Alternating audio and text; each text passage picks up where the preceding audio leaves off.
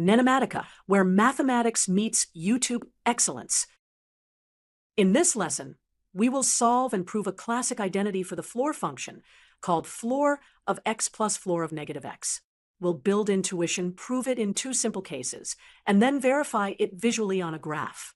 First, a quick definition.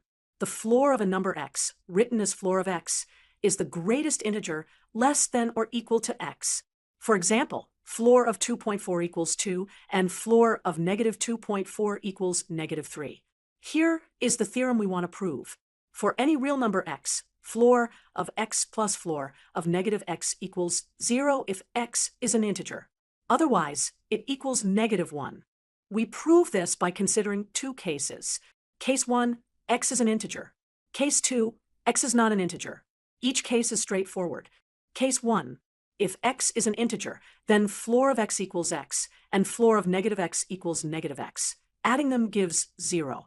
Case 2, if x is not an integer, write x as n plus f, where n is an integer and f is a fraction with 0 less than f less than 1.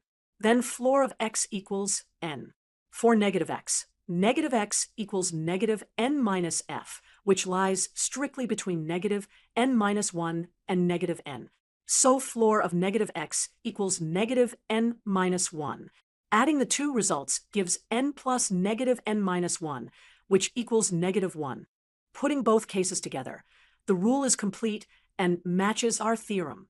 Now, let's build visual intuition.